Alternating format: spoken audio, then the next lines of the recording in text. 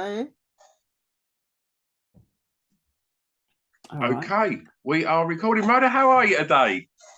Yeah, I'm laughing I because know. technology, I mean, that's kind of how I start most of my days. I can't believe this. We've been having a right old nat, a lot of pair of pensioners talking about modern technology and how we weren't allowed calculators when we was at school.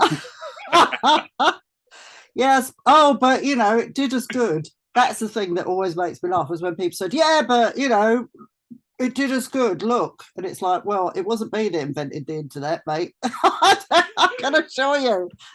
I can assure you. It Oh, wasn't me. wonderful. Well, that conversation before we pressed record was based around the fact that we was both talking about the impact of Zoom and how we can have these Yeah, yeah, kind of yeah. conversations now. So before we get on to your song picks, Rhoda, can you tell me a little bit about that kind of 18-month period of lockdown and Mm-hmm. how you found that both personally and creatively? Um, trying to think now. Well, first, I suppose the first thing was it was the horrible realization that I had a year's work planned out and that was all out the window. That was really sad because I'd kind of spent the previous sort of 6 months working really hard. I'd been on tour all over the world with Selector. I'd gone off to Australia. I had some dates in Australia in the January. Came back, had a DJ gig in Manchester, and then in March I went to see Elvis Costello at Hammersmith Apollo. I think that's what it's called this week. But anyway, yeah, Hammersmith Apollo. I bet it was Hammersmith Odeon to me, but anyway.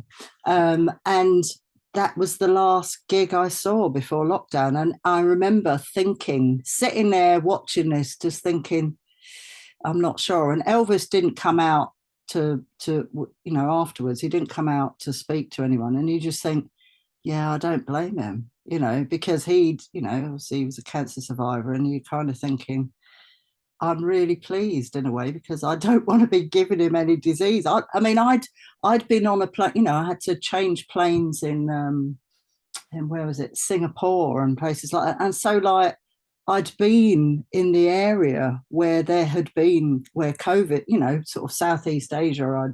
I'd been on a plane and walked around airports in Southeast Asia coming back from Australia. So I was concerned, because we didn't know what it was or how, there was no test. So I was concerned that I was bringing something back to people anyway. But I mean, it's just it was just paranoia. And because I'd been on tour so much, I suppose to start with, it was really nice to just be at home and not have to be anywhere. My kids, I lived with my kids, so that was nice. It wasn't like we were on our own. We had people to speak to. And the weird thing for me was how well we all got on. Yeah. It's like, it should have been hell, but it wasn't. It was brilliant, Yeah. It was brilliant. We all just occupied our own spaces and sort of came together for meals and things like that. And that was really good. And then I suppose early doors we had the Black Lives Matter thing, and they all said to me, no, you're not going, you're staying in. And they went off to demonstrate. And I just thought, okay, so I've done a good job. They've gone off, they're off on a demo, and I'm sitting at home like, you got to stay home, mum, you're at risk, we're not at risk, off we go. So I mean, so there was a lot of positives around family and the fact that they were growing up, and sort of my son sneaking out to work if he had a bit of work, things like, just like it. I mean, I can't say it was great. It wasn't great. I mean, one of my aunties died, and we could go to the funeral. I'm trying to remember how it worked. We could go to the funeral, but we couldn't. I mean, I don't know what period this was. I can't remember exactly now. We could go to the funeral, but we had to stand in the car park and like have tea and coffee and cakes and whatever in the car park, but at least we got to be together. And it was like one of my, it was like one of my aunties that I was incredibly fond of. She didn't die of COVID, but it was just restricted. And then another auntie died during that time. That was Auntie Ruth, and there was Auntie Gwyn, and she died, and literally we weren't allowed to go, because she had a lot of kids. So I had to watch that online, and that was nothing of what it should be. It was really sad. That was really sad. So I can really, I mean, she didn't die of COVID. They were both, they were both elderly, and it was their time sort of thing. So the regret was not being there to, wish her, sort of say goodbye. But it wasn't that, oh no, she's been taken from us. That was very sad. But then in the January, somebody I'd known since about 1978, Tony Perfect, or also known as Tony Feedback, also known as Sharon Slut occasionally as well. He died of COVID because apparently he'd been working as an ambulance driver. Oh my God. During, I mean, he was such a good soul. And he died and that was, I think that was the one in February. I think that was the one that really, really got to me, because he was, I don't know, maybe 6 months younger than me or something, and he was a great, full of life, fit as a butcher's dog bloke. And that really upset me. And not being able to go to his funeral was really, really sad for me. Because that was a life that was cut short. So I absolutely appreciate what people went through, and the whole business about funerals in lockdown. It was dreadful. It was like you don't recover from it in anything like the same way, because funerals are healing, and the reason we all get together to send people off is because it makes us feel better. We are social animals. I think we're only now seeing the effects of that kind of thing now. I think we're starting to realise how much that impacted on us, not being able to grieve the way that we're kind of, we're built to do. Exactly. Yeah. And I think that, we're definitely seeing the effects of, I can see it in my children that my eldest turned 18 during lockdown, and my youngest missed all of her exams due to lockdown and things like that. And I'm now seeing, I run a nightclub, and I'm seeing young people, and it's impacted on them. You can tell they've missed 2 years of really important times, and formative years of 16 to 18. Like, you really learn a lot about yourself there. Of course you do. It's around that age that you find your tribe as well. And, you're out of school, you're into college, and you're meeting people, and you're not just thrust into school with these people. You can then find your tribe, your identity. And and I feel that was robbed from a lot of young people. And I think we're now seeing the impact that's having, it doesn't help that the country's a shitstorm at the moment, but let's not open that can of worms, because because we agree. We'll agree on that one. That is a waste. That's a waste of. It literally is just a waste of breath. Absolutely. But yeah, absolutely. I mean, 16 to 18, those were they're like great years. And I mean, I suppose I started going out quite young, so I found my tribe when I was about 14, and it's a great phrase to find your tribe, but it's absolutely what it is. It is. And I found them when I was about 14. I'll tell you what, hold this, because we'll get onto this. I'll go on then. I reckon when we start talking about school and formative years and clubbing, I want to know about you finding your tribe. Okay, so we'll get onto that. So I'm going to ask you now to kick off the playlist and tell me the song that you regard as having the greatest ever intro, please. Well, for me, it's Poison Flower by Dr. Alimantado. Wonderful. And it's not so much the spoken intro, although that's comedy. It's the bit, and there are others with better spoken intros, but it's just when the music kicks in, It's just that bass line. That is killer. It's Yeah, absolutely killer. So it's a absolutely. wicked, it's absolutely wicked. So yeah, that's got the best intro ever, ever, ever. This is the question that musicians that I speak to always struggle with. All the others, they go, yeah, it's not too bad. But this is the one that they say, oh, this could change on any given day. But for you, this was like a no-brainer. Was there any other considerations, or was you just straight in with this? Well, when you said intro, I did for a moment think Version Girl by well, Stanley Livingston, basically, isn't it? I did think that for a moment, but then I just thought that's just the talking. It's just that's a bit wacky, but musically, this is the one. I mean, and it's just like the most powerful. When that bass kicks in, it's the most powerful Yeah, start for me. yeah. That's easy peasy. Well, I'm glad that this was easy peasy because for track two, apparently that wasn't. I've had a Oh message just yeah, saying I can't even go there, and it's I always ask guests the first song that that you remember hearing that gave you an emotional response, and I like the fact that in your answer to me, um, you mentioned a multitude of emotions because most yeah, people instantly go to sadness, but you mentioned joy and stuff like that in yeah. your response. So why was this so difficult to choose?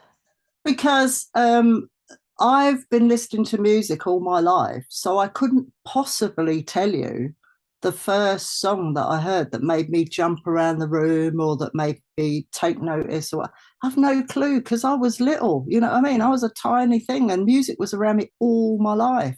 So I don't know. I mean, it could be anything. It could be like something that I heard. I used to do like dancing lessons when I was little.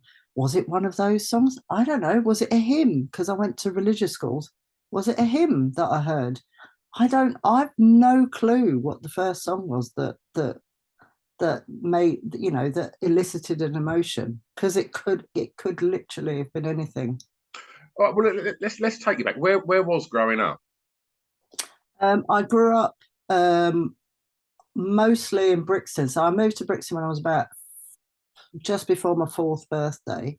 So I lived there. So yeah, and I lived there. I've lived there mostly. If I if I had to say, I mean, what age am I now? So I've got to say it's got to be like sort of 45 of my life, 45 of my years I lived, Yeah. or 40 at least, that I lived in Brixton. Definitely. And so in those kind of early years, like Mhm. Brixton for me, like I'm 50 next year, and my memories of Brixton. My first ever concert was in Brixton that I Mm. went to, and my memories of going to Brixton when I was younger was just like so much different culture, but music was everywhere. Yeah. Like so, tell me about the sort of music that was music on at home. Was there a stereo at home, and was it always on? Yeah. Well, I don't think it was a stereo. Yeah, It was some bizarre thing. It was a radiogram of sorts, and it was covered in yeah, it was, I think it had a walnut veneer or something like that. You know what I mean? It was like it was a wooden thing. Um, but yeah, there were loads of records at home, 78s. Um, and so yeah, music was played at home. So I don't know whose records they were, whether my mum's or my dad's. I think it's a mixture of both. yeah. But so there was all kinds of things there. And yeah, there was music played at home. Radio was always on, always on. Was you drawn to it? Um, I don't know, because it was background. Not I don't remember. I don't remember particularly, because music was one of those things everywhere. As soon as you stepped outside your front door, there were loads of record shops. All the I lived quite near Brixton Market, so there was always music in Brixton Market of all different sorts. I lived opposite the Ram Jam Club, so even like on summer nights, if you were ever outside, because back in the 60s, people didn't bother with noise complaints, and or in fact, uh, any kind of cooling systems. So they would just open the windows of the Ram Jam Club to cool it down. So you could hear the music from coming out the club across the road. So there was always music, there's music everywhere. It was kind of it was the soundtrack to I suppose, just everyday life. Yeah. Well, let's stay in the formative years for track 3, Rhoda, and I'm going to ask you the song that reminds you of your time at school, please. New Rose by the Damned. And I mean, there's an intro right there. What an intro. She really going out with him? I know, it's great. Awesome. Yeah. I mean, for me, that was what that reminds me of. It's because it was the first punk single we could get, really. That's why it reminds me of school. Because it's because there was a good few of us who were punks, and so obviously that's sixth form that reminds me of. And it reminds me of sixth form because in the sixth form we had, well, especially the upper sixth, we had a common room, and we were allowed, we kind of got some money together, and we bought a record player for our common room. So it was the first punk single. Quite a few of us were punks, and we used to stay at school till like 6 o'clock till they kicked us out, which seems bizarre, but it's like, we had our own yourself a detention. Well, no, it was our common room. It was a room with, like, easy chairs and a kettle and a fridge and a cooker. So you could make food, you could have tea, coffee, you could have. I don't think people used to have beer in there because I think that would have been hugely frowned upon.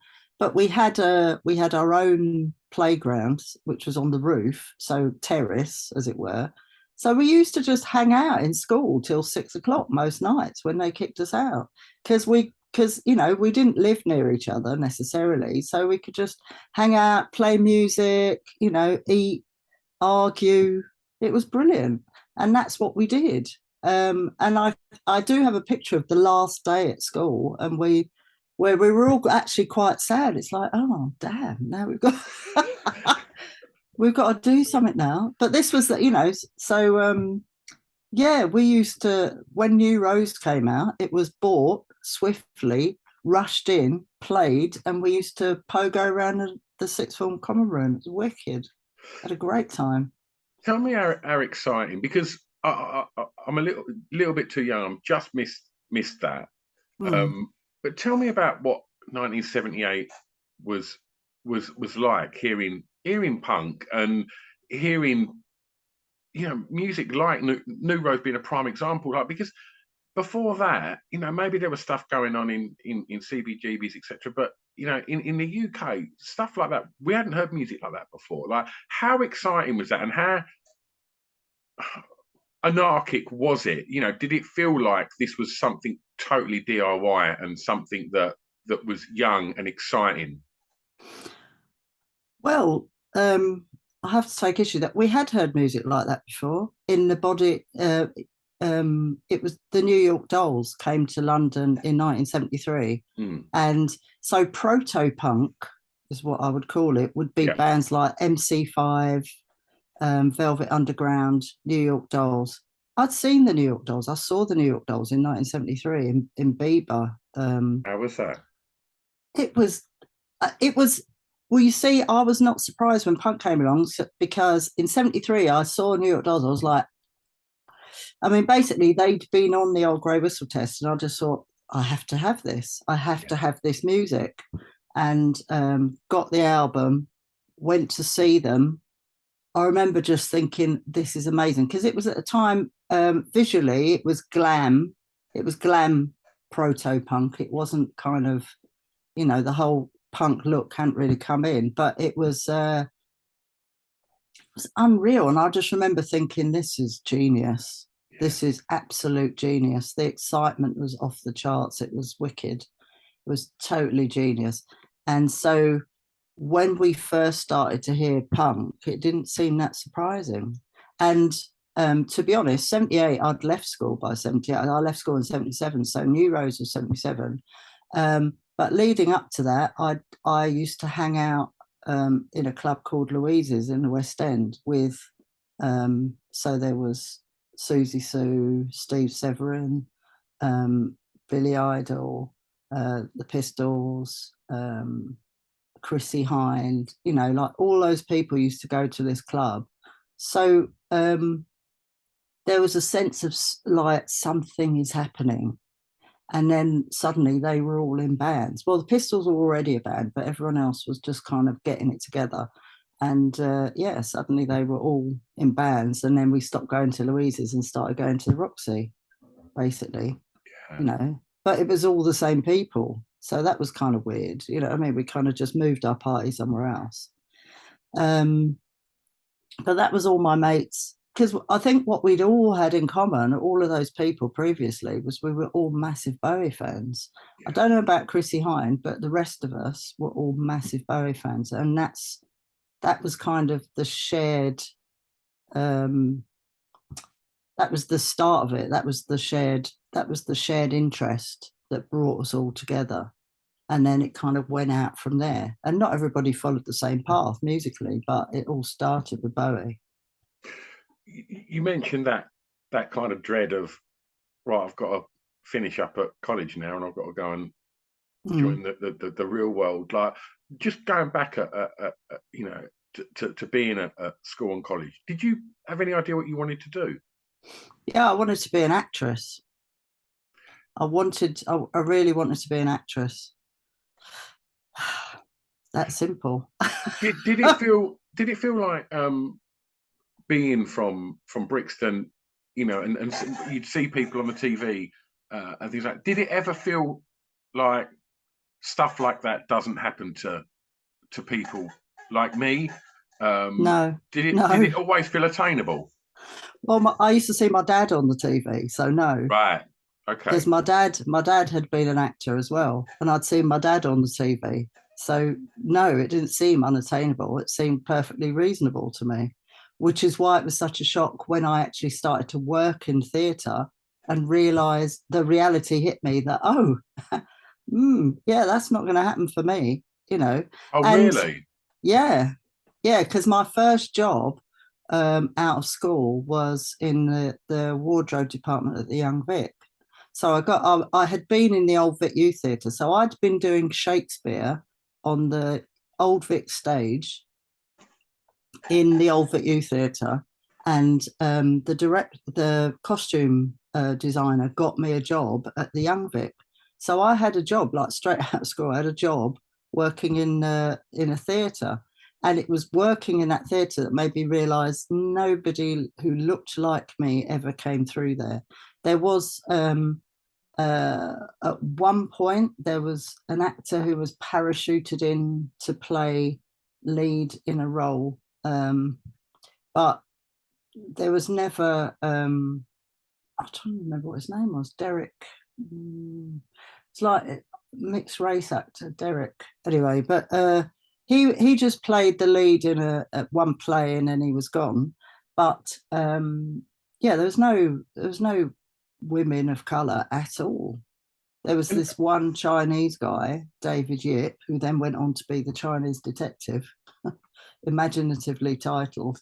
But yeah, everybody was, you know, white. They weren't all white and middle class like they perhaps would be now, because that they were kind of the time when actors could come from anywhere or any, you know. That was more where I was going with it. Well, like how important was, like, would it work against you to be working class? Not then. It wouldn't have done, no, because you know, anybody could act. It was, you know, we were post 60s, so we were in this time where ordinary voices were heard in the theatre. So it was fine to be working class. It just wasn't fine to be black, because there were no roles. I would have worked. I would have played nurses and prostitutes, but I wouldn't have played Lady Capulet, you know, which is what I had been doing before I went to work in the theatre. In the youth theatre, I was doing Shakespeare. I wouldn't have been doing Shakespeare. So I just thought, this isn't going to work. I'm not going to get anywhere with this. Let's try something else, which is what I did. Was you a confident young woman? Yeah, absolutely. Where do Yeah, you think that absolutely. confidence come from? Um, it came from, I mean, some of it is just personality anyway, but it also came from, I suppose, the fact that growing up, my dad believed in argument in the sense of, like, I mean, basically, he was Jamaican culture, lived in France for a long while. You get the sense of you argue. If you don't like something, you say so. And if growing up, if something was wrong and I didn't say, I didn't argue, like I didn't say, if somebody said, how's your meal? And you said, oh, that's fine. And it was horrible. My dad would say, why did you say that? What's wrong with you? Why would you just put up with that? So that's how I was brought up. I was brought up to say my piece. And despite the fact that I was a child, I was allowed an opinion. And that opinion, my dad would argue with me. We used to argue about politics. We used to argue about religion, you know and I'd be like 12 or something. So my opinion was valued right from the start. So therefore, I had confidence in my opinion because it had been valued by an adult, and it had been valued by an adult who was important to me. And I also had confidence in my opinion because I basically argued it. And as you argue, you actually either reinforce your opinion or you sorry, that was my phone making noise. I turned the sound off. Or you either reinforce your opinion or you alter it to take on new facts. So, I was entirely sure in what I thought. And also, all power to my mates as well, my schoolmates particularly, because that was another thing that we did after we left school. We used to meet and just argue like our politics, particularly because some of them had like they were WRP members, and I was like, "You're all bonkers," and we'd argue the toss. Literally, one night I remember we argued entirely through the night, and it was like 7 o'clock the next morning, and the sun was out, and we were still arguing, but arguing, not quarreling. So not disliking each other, but just disagreeing with each other's opinions. So by the time I was like, out in the world, by the time I was 20, I was completely sure of what I thought about everything because I had been tested by lots of different people. So I was quite sure of my opinions. And what's really funny is I pretty much think now what I did then. The difference is now people actually believe me because I have gravitas and age and experience. But actually, I thought that back then, but Yeah. it's just that, it wasn't taken seriously. So I do feel it behoves me now to wade in on every argument because, younger voices just get drowned out. People say, "Oh, you don't know what you don't know what you're saying. You've got no experience." It's like, well, yeah, I remember that. I remember people saying that. Still think the same thing now. Yeah. So, Tell me about the first record you remember buying. well, that was My Boy Lollipop, and it was because I really liked the tune, and I probably used to sing it at home or something. And my cousin Janice, and I don't know if she lived with us at the time because she did live with us for a while. My cousin Janice took me to, and I don't know if we bought it from Desmond's Hip City, but I quite like the idea that we did. 100%. What a great name for a record shop, Desmond's Hip City. And if you look it up, there are pictures of it online. You know what I mean? Desmond's Hip City is great. It was just a great name. Um, I like to think that that's where we bought it from, but I have no idea where we bought it from. But she took me to buy it, so that was my first ever single. And Lovely. I've no idea what age I was, but my cousin Janice took me to buy it. It's a perfect pop single, isn't it? Oh no, I love it. I absolutely love it. But it was the fact that it was like it was really, really good that my cousin took me out to buy a single, it was a female, it was a female artist, and all of those things were just kind of reinforced by the fact that it was my cousin who my female cousin who took me to buy this song. And she'd actually seen, now I don't know if she saw her before or after that, but she actually saw her play. So Janice, my cousin Janice, saw Millie play, but in Lagos. Wow. Because my cousin's mum and dad, Auntie Ruth and Uncle Ken, he worked for Unilever and they lived for most of the year in West Africa. So it was either, I think it started off, they lived in Accra and Ghana, and then they moved to Lagos. And she was at boarding school paid for by the company or whatever. So that's why she used to spend a lot of time with us. She used to come during holidays. She would come and live with us for a bit before going off to see her mum and dad. So, so basically she was like this white middle class girl, my cousin, but had this whole other thing going on where she would go and see Millie live in Lagos and take me to record shops to buy records. And she lives in Florida now. But yeah, big props to Jan Greenaway for that one. I mean, was it?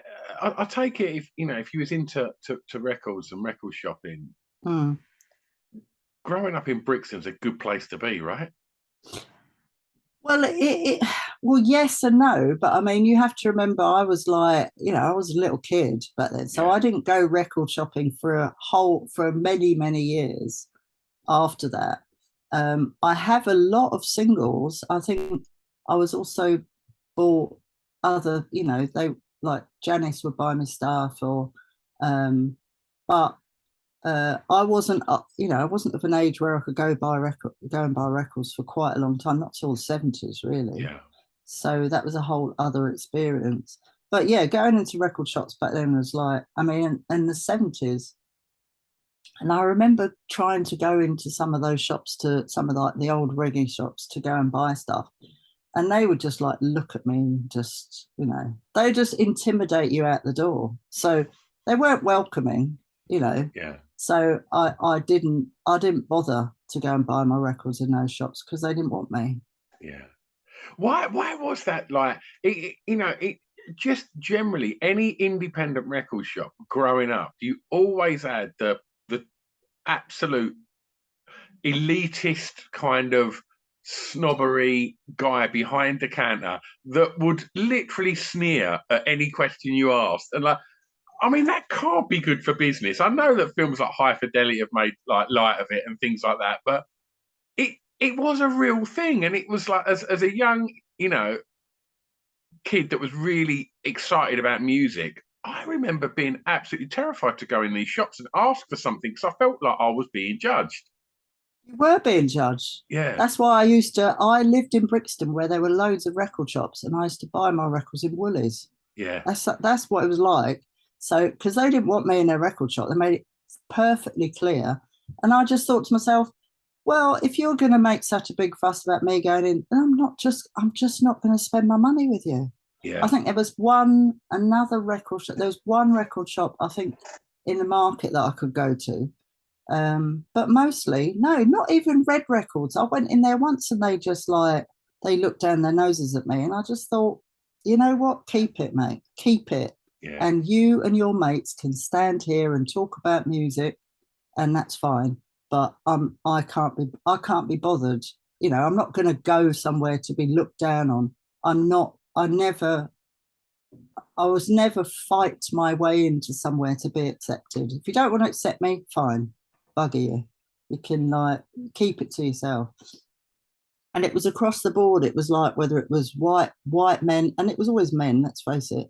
It was white men or black men behind the counter, and neither of them wanted me in the room. But that's a whole other story about being mixed race back in the 70s. It's not like it is now where it was normal. Back then it was like you had to choose, and I wasn't willing to, so nobody wanted me. Shout out to Woolworths, eh? And do you know what the last record I bought in that Woolies was in Brixton? It was 22 Dreams. Oh. Weller. Yeah, so that was the last record I bought in Woolies in Brixton, Oh, 22 that's a Dreams. good one to sign off with. Oh, I know, I know. I was happy about that. um, I'm interested in, you said you was a confident young woman, and Mm, you then, you speak about initially wanting to be an actress, and then obviously mm. moving into music. Both ridiculously competitive places to try and excel and have success, let alone the success that you had. Tell me about how driven you are. I don't know how driven I am. I don't know. I don't know if I'm driven enough, really. Um, I I think the thing is because I'd seen my dad do both of those things. Like my dad, um, he uh, he came over from Jamaica in the 20s. I mean, essentially, my dad was from a posh Jamaican family, and he was a Trustafarian, and so came over to go to medical school, and basically ran away with the circus. So he went away. He went off to live in Europe and became a jazz musician in the 20s and 30s. So and lived on whatever money his family gave him, and then sort of started to make a living. So I had seen someone. So I had seen my dad on telly acting. I knew that he also made records. So it never occurred to me that it wasn't possible. And then see, I'd gone through punk and I'd seen all my mates get into bands. It never occurred to me that it was difficult because like, well, well, look, look, Bill's doing it. He's changed his hair color, and look at him. Yeah, he's good. He's good. And I'd been singing and dancing on stage since I was 9, so I didn't think it never occurred to me that it was difficult or that it was something that I couldn't do or that would be difficult for me to do. I was just like, that's normal, isn't that what you do? It was fine.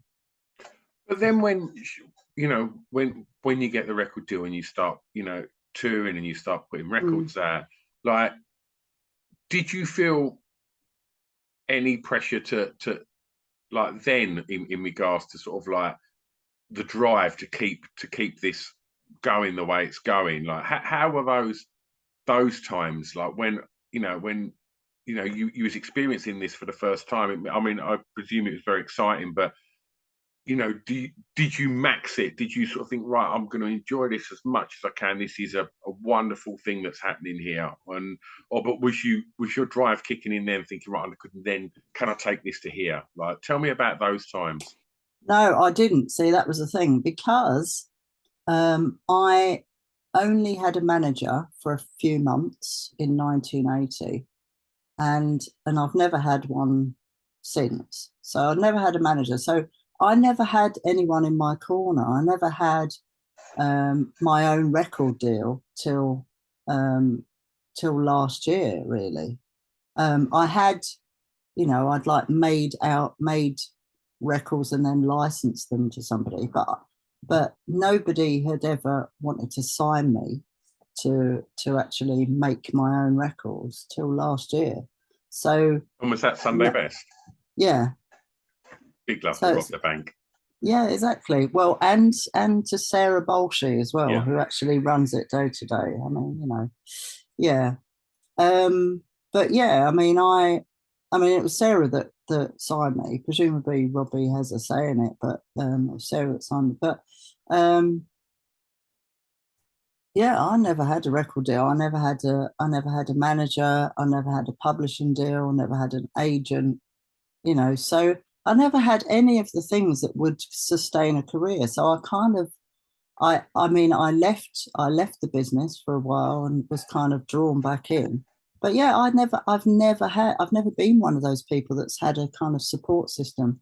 And to be honest, when I was in the Special AKA, it was quite clear that I mean, yeah, I was in the band, but I the management wasn't working on my behalf. They were working on Jerry's behalf. The deal was Jerry's deal. It wasn't my deal. It was, so even in that situation, I although I never behaved like a spare part, I was a spare part. I was, just a featured artist. I wasn't considered part of the project really when any decisions were made. So yeah, this is the first time I've ever really had a deal that's mine because of my talent or because of my abilities or because of my potential, which is, you know, it's quite sad really. So no, I never had a proper, I suppose at the time when I should have had a proper career, I didn't, because I was never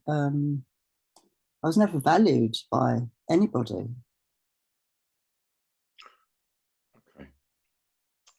I'm going to ask you another question now for another track. Yeah. And I'm going to ask you to tell me for track 5 the song that soundtracked your year's clubbing. Well, see, the thing is, I've done so much clubbing in different clubs. Yeah. And I chose this one tune because it was the time that I remember clubbing being the most joyous. And because obviously I've been to loads of clubs over the years, but there was a little period, and it was kind of, I'm trying to remember, it must have been sort of the 80s, end of the 80s, maybe even to the beginning of the 90s. But there was a whole load of us that used to go out to this club called the Fez on a Friday night, and it was basically a former public toilet in Paddington, and so it was underground, unbelievably hot, but it was in the days of Rare Groove, like when that was a big thing. So it was just before house. So we all used to go down there on a Friday night and absolutely dance ourselves to death. And I really, really remember the joy of that music and the joy of of clubbing. And it was when the DJs were like Patrick Forge and oh God, it would have been Norman J. Patrick Forge and well, just loads of others really, but Patrick Forge was the one I loved, and the tune is "All This Love That I'm Giving" by Gwen McCrae, and that's another one with a great. It's got a great intro. Amazing intro. It's Exactly. boom straight in, isn't Yeah, it? yeah. And it's like, woo! It's so good. Exactly, and it was like arms are straight in the air, So that was so. That really reminds me of that. So like, shout out to all my mates that I club was like Lucy, Rash Pell, trying to think. So it would have been Paul, Paolo, we were all there, and the best dancer, it was Becky, a girl called Becky, and it was, those were great times. And I think we went there one New Year's Eve. We even went there on New Year's Eve. And I think that was the first time I ever saw people off their faces on E. Yeah. Well, in fact, no, was it? I don't know. But it was first time I saw one particular person off their face. It was so funny. Oh God. It was so funny. But I mean, yeah, it was great. It was great. And that's the tune that reminds me. Anytime I hear that tune, I'm back in the Fez. I think you can play that tune in any club now and it will still just get that reaction. Of course. It's so good. And I'll tell you what, I actually went to a Rare Groove night and it was in one of the rooms at Bagley's, probably around 90. And I had never really sort of been in London clubbing previously. And I went into like the main room and I remember saying to my mate who was DJing, like in the small room, I went, they're a friendly bunch in there. Like, I went, do you know what? I remember my dad saying to me, be careful if you go clubbing up in London, could be a bit dangerous. And I remember going, do you know what? I had like about 4 different people gave me a cuddle. I went, lovely bunch of people. Completely blasé, and they were all completely off their tits. Had no idea. Just what lovely people. That was so funny. Those days were hilarious. That was hilarious. But those were the days when it was basically E that was being, it was before they started making it out of, I don't know, sort of flour and whatever. So people weren't really getting sick from it or whatever, but it was funny. It was funny. And I do remember that one New Year's Eve, one particular person. dear, oh dear. It's hilarious. Hilarious. Right. I'm going to take you home for track 6. Tell me a Uh-huh. favourite song from an artist from your home county. I mean, you've got London. You're spoiled here. I know. Well, you know what? I just thought, no, let me just limit it to Lambeth. Oh, So okay. I'll leave it to my own borough. So that's why I went for Bowie, because Bowie was born in Lambeth. So that I just thought, no, let's just pick a local lad. And I know there's loads of like great reggae artists and whatever, but the one who had the most influence on me was Bowie, easily. And I was trying to decide on a favourite track yesterday, and it's like, I don't know how you do that. And I was listening, so I listened to quite a few, and I just thought, let's go for Suffragette City. And I don't, and it was just my favourite at that point. Yeah. And I guess the reason is because there's this whole, it's like there's layered guitars, and you can hear that, but there's like this kind of keyboard, which is kind of like a electronic sound. And that was added into it kind of built the sound. And I suppose, because I was listening to, because one of my favorite albums is Low, and I was listening to some of those electronic things, and I thought, yeah, but they're not impactful in the way that Suffragette City is. So that's why I thought I'd pick that one. Let's go for Suffragette City. It's an absolute cracker.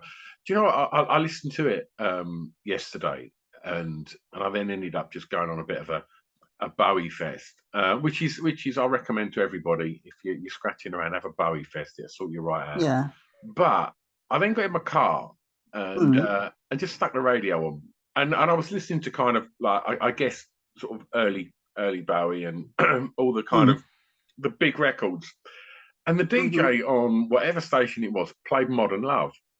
And I just, and I kind of forget that era. Obviously, Let's Dance is huge, but you forget that like he was still making these amazing records with Nile Rodgers and such. And Modern Love come on, I just thought, and in that moment, I just thought, no, this is definitely my favourite Bowie song. Like this is right now, it's Modern Love, and it was like, and cause I completely when I think I just instantly go, oh, Hero, Suffragette City, you know, Life on Mars, and it's like, oh God, no, like however many, 15, 20 years later, he's still making records like this, like perfect pop records, and like, I know, amazing. But yeah, mine was Modern Love yesterday. I don't know what it is today. Yeah, exactly. But, I mean, you know, Little Wonder, amazing.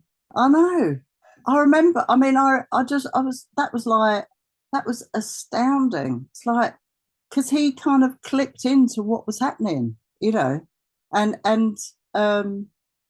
I really appreciate that. I mean, you know, because like I have to say, I mean, I love house music, for instance. I don't know about it properly, and if my son could hear me, he would be rolling his eyes now, because he's like a house DJ producer.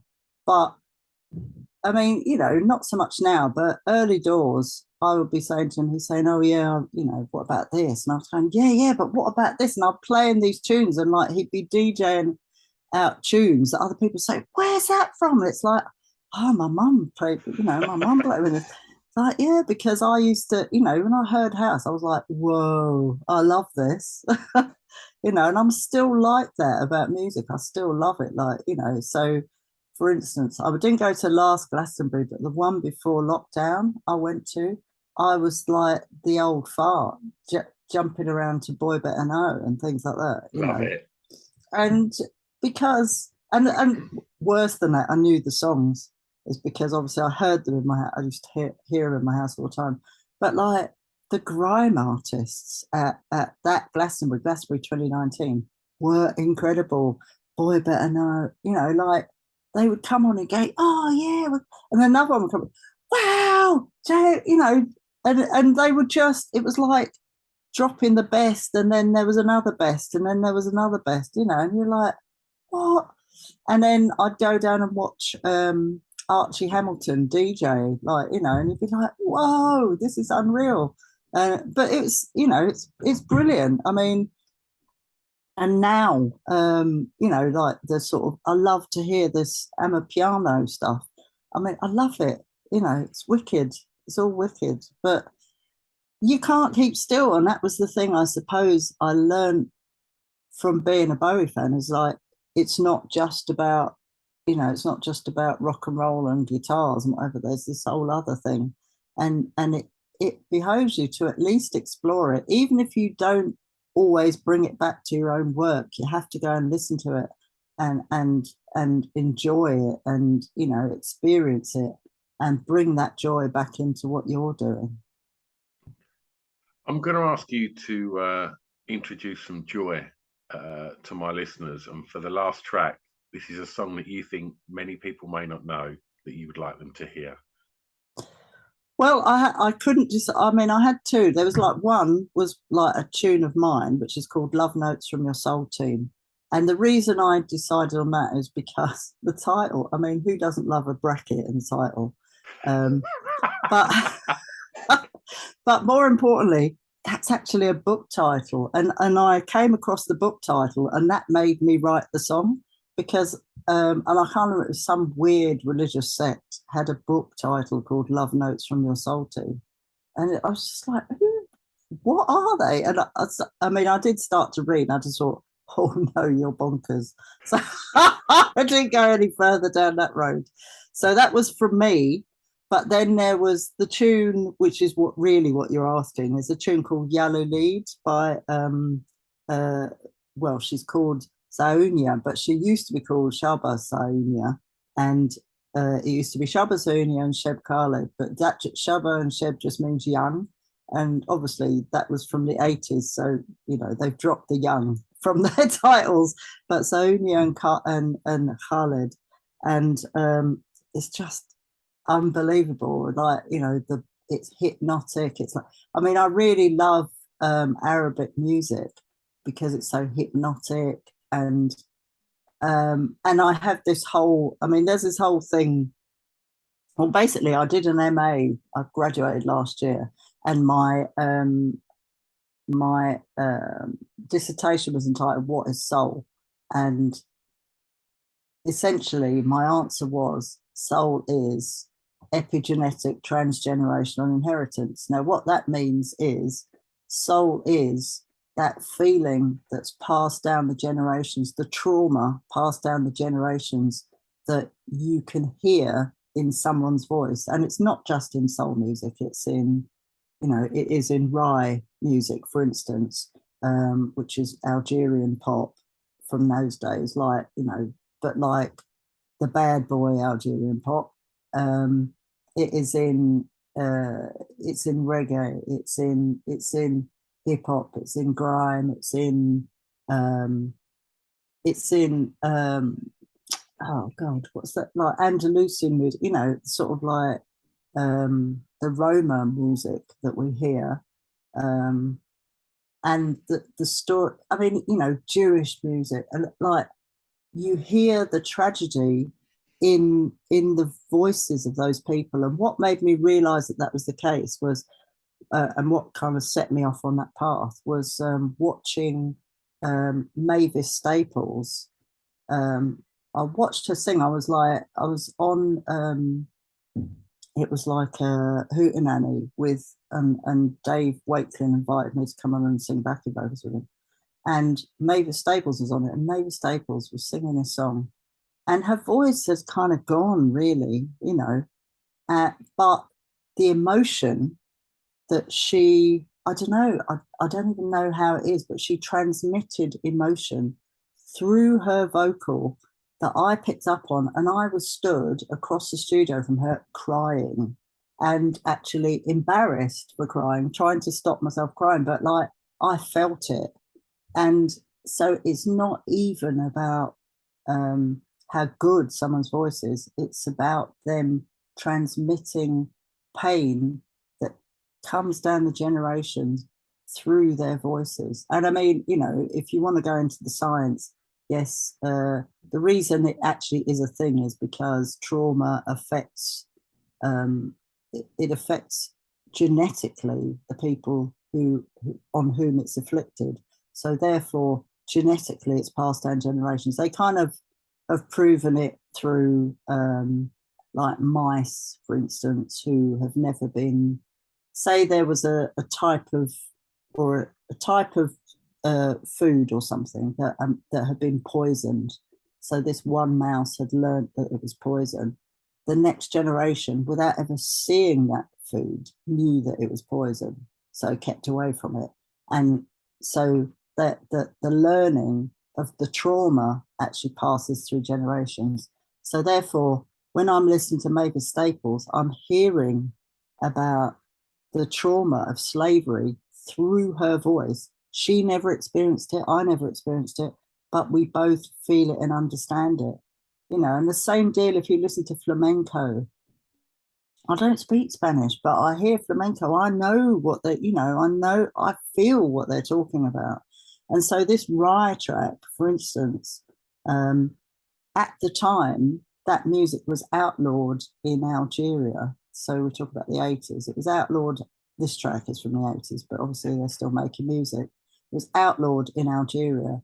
And there was an artist who was assassinated for making that music, and they all had to move to France. Now, you know, France, you never think of it being that kind of welcoming as a country, but musically it always has been. So it is the center of world music. But like, you know, so Khaled lives in well, it lives in the south. I'm not sure where, but like, you know, down Marseille probably. So essentially that music it's rebel music, and I think the album that it's on is called Rye Rebels. So when I listen to that, I've no idea what they're singing about. I don't speak Arabic, but I can feel it, and you can, you know, you can absolutely feel it. And yeah, it's like you've got to hear it. You've really got to hear it. Sorry, I'm just looking something up that I wanted to add into that label. But yeah, you can feel the pain. That I mean, I don't know. I mean, as I say, I still don't know what they're talking about, but yeah, it's still there. And basically, I'm trying to think. I did this. Oh God, what's his name? Yeah, I mean, there was like, for instance, Giles Peterson, right? Giles Peterson, obviously was DJ from back in the day of like of Rare Groove and whatever. But I remember he's got like a radio show down at his HQ, and somebody asked me to come and DJ, and I played this track Yellow Lead, and you know, he'd sort of waved me in and whatever, and then played Yellow Lead, and he was like, "What is this track?" He like came and going, "What is this track?" You know, and it's just because it's incredible. And as I say, I've never bothered to try and find out what they're talking about, but whatever it is, I feel it, you know. And that's I always aim to try and get some of that in a vocal on record. If you're going to bother to do a recording, you have to have an element of that in the vocal. Otherwise, you know, why are you bothering, really? So, for instance, like, you know, just finished my album. It's going to be out next year, and there were some vocals that we did like 2 or 3 times because they just didn't have that, whatever it was, Yeah. in the vocal. So just had to redo it. Anyway, I feel like I'm ranting. It's wonderful. Well, we make it really easy for listeners of the podcast to go and check that track and all the other tracks and your music as well, because we put together a Spotify playlist to accompany the podcast, so people can go and check it all out. Talk of lockdown is a, you know, it seems we've moved on from all of that now, and normal service appears to have resumed, and when we get into the tail end of 2022, what have you got coming up? What's happening? Well, for the next couple of months, nothing. So I'm not doing anything for the next couple of months. I will regularly do my radio show, Pork Pie and Mashup, which is on Totally Wired Radio. So I do that monthly. Is that Eddie's thing? Yeah. That's Ed's radio station. So yeah, I'll do that. And that's it really. I haven't got any gigs, nothing really in the diary till next January. What am I doing? It's, well, see, the thing is, it's like I say that, and yet this week I've had how many? I think yesterday's was cancelled, but I've had like 3 meetings on Tuesday, 3 meetings on Wednesday. I mean, I had like loads and loads of meetings and stuff like that. So there's like stuff going on, but it's not going on now. Although I should say I am a patron of the Music Medicine Trust. I'm on the board of music venue properties. And this week we've had Venues Day, and bizarrely on Wednesday we had our parliamentary launch of music venue properties. It's been postponed twice before, once because Boris quit, once because the Queen died. And literally, it was booked in for Wednesday. Imagine if it had been booked in for Thursday. It would have been postponed again. I know. Would have been postponed again. I was like, oh my God, the turmoil. But yeah, so the idea of music venue properties, which I should really talk about because it's brilliant. If you go to continental Europe and you play, say you play a gig in Germany, in Netherlands, in France, and I mean, those countries support the arts. They recognise that the arts are important and they support the arts. So they invest in music venues. So music venues they aren't basically supported by beer, which is what they are in this country. They rely on their bar take to support the venue, which is a shocker. It's a ridiculous idea. We need to be supporting music venues. When you think that, and I think it was, I mean, Mark from Music Venue Trust called out, like the amounts of money that the heads of record labels pay themselves, and I'm not talking about small record labels, I'm talking about the biggies. They pay themselves massive amounts. They pay themselves massive bonuses. Imagine if instead of giving that money to themselves, they put it into music venue properties, or if they bought venues and rented them back, because who supplies them with their new signings? It's all those tiny little grassroots venues all over the country. That's where everyone starts. It's where we all start. We all start in the back room of the pub. We don't start at Wembley, you know what I mean? We start in the back room of the pub. And if the back room of the pub, if that pub can't afford to put on those gigs, the business is stuffed. So there's a way for ordinary people, like, proper punters like you and me, to invest in it, where I think there's a minimum amount. It's not a huge amount, but there's a minimum amount you put in, and you will get a return on that money. So you'll get interest on it. And then if anybody from a record label or something is listening right now and they want to put a chunk in, and I mean, you run a grassroots music venue. I don't know if you're a member of Music Venue Trust. Nope. Are you not? Well, could I suggest that you have a look at it anyway? 100%. Have a look, because they have what's called a rescue squad. So if you have any problems, they will help sort them out with you. They do negotiations with landlords and whatever. Basically, it's about trying to secure grassroots music venues. So there's places for people to play and places for people to learn their craft, and then move up the food chain, as it were. Really, really important, absolutely vital. And so I'm a patron of Music Venue Trust, which basically just involves me sort of going to Venues Day and sort of wandering around. I mean, I don't have to do any more than that really, apart from represent. Music venue properties, I'm on the board, so I have to go to meetings, whatever. And it's partly because my dad had a music venue in Piccadilly in the 40s and 50s. So during the Second World War, my dad had a jazz club in Piccadilly in central London, which is pretty unusual, I suppose. But there's a Pathé newsreel called London's Night World, I think it's Numbers Night World 2. And it was called the Caribbean Club, but you can find it online. You can have a look at it. And you will see my dad and see how much I look like him. So it's quite obvious, that we're related. But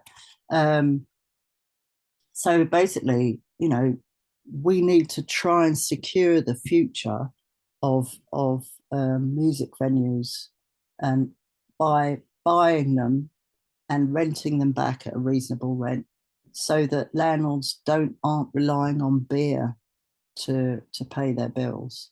Because and as you know, as a venue owner, that the price hike is in energy costs is going to be massive. So there's going to be a lot of people that are not going to get through it.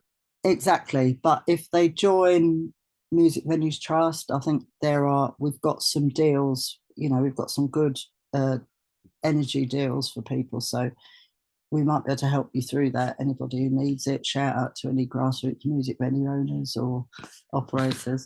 But yeah, I mean, so that was that's what I've done today. I've sort of, done this week. I've been chatting to people who work for MPs, and it's quite funny. It's just really funny with them saying, I think Suella Braverman resigned in between my first meeting and my second. So so we had a different the home secretary, we had a different home secretary for the first meeting and the second, but it's like, this is basically what's happening. But yeah. Oh, we probably had another one come and go during the recording of this. It's very likely. It's very likely. But as I say, we have much more important things to talk about than music. For me, is much more important than talking about the state of British politics, because I'm kind of tired of talking about that now. It's like, fix it already, stop being idiots. But anyway, But basically, let's work on the outside of it and make life worth living, because if there had been no music, imagine during lockdown, what would we have done with ourselves? Because there's only so much streaming, there's only so much telly you can watch. I think I went through the whole of Grey's Anatomy and things like that, from start to finish, never having watched it. I went through the whole of that. I mean, that's what we were doing, box set, bit of news to see what we can do this week and next week. And speaking of which, I've actually got a booster tomorrow, and I've got another COVID booster because I'm an old person. But yeah, so music, we all would have gone mad if it wasn't for music. 100%. We would have gone mad. And when there were kind of breaks in the solitude was when we went in the studio and recorded Every Day Is Like Sunday, because for me, Every Day Is Like Sunday, it was Pretenders version, I have to, if I'm honest, because I love Chrissie Hynde's voice, because you'd look out the window in the morning and you just think, I wonder what day it is, because you couldn't tell by anything. You couldn't tell by traffic, you couldn't tell by the number of people who were on the street. There was no way of telling. It could have been a Sunday or it could have been a Friday, and there was no way of telling. And every day did literally seem like Sunday, because it all felt a bit kind of low key and whatever. And so, yes, that's why we recorded that. And then, got offered a record deal. So, yay. And so there's a new album when? As far as I know, it'll be end of March. But it might be, I'm just looking to see if there's been an update since a couple of days ago. Yeah, it's due out the end of March, which it may stretch. Yeah, I think it's end of March, and we might be doing, if we come and see record stores or something like that, that might stretch to April. But yeah, end of March is when, fingers crossed, because we had, we did get once to test pressing stage, and then permission was withdrawn for a sample, so we had to re-record some stuff, which was like, oh really, I can't believe it. But so that kind of held it up. But yeah, end of March, Version Girl, the album. Excellent. Well, when that comes out, I'll give you a shout back and jump back on, and we'll have a chat about the new record and find out all about that. But I've had an absolute ball talking with you today. It's been so lovely, mate. Thank you so much. You're very welcome, sir. You're very welcome. And can I just compliment you on your other hat, your other podcast series about mental health? That is like superb, which is where I Thank you. was where I stepped in because I'm a governor of an NHS mental health trust.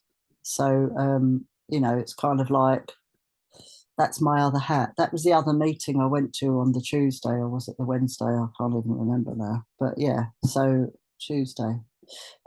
Yeah, so that's my other hat. So well done for that. Really good. Thank you for that. For those, I've never really mentioned that on this podcast, but for anyone that's interested in that, it's a charity called Reach Out for Mental Health, and I do a podcast for them as well, and I chat to all sorts of people that have experienced and had to live with mental health problems and with dealing with suicide and all sorts of things. And if you like your ska music, then go and check out my chat with Ollie. Sorry, Silky from Deaf Guitar Pop, because he's one of my favourite human beings, and he come and he spoke so honestly and openly on the podcast. And you can find out about that and everything else about the charity at reachoutfmh.co.uk. Rhoda, Yeah, thanks loads, you should. mate.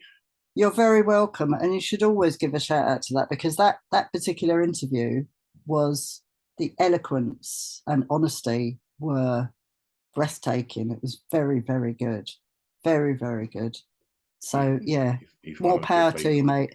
Yeah, but it also takes you to do it. So more power to you, mate. Well done. Thanks, Rhoda. I'm going to press stop. Don't go anywhere. All right.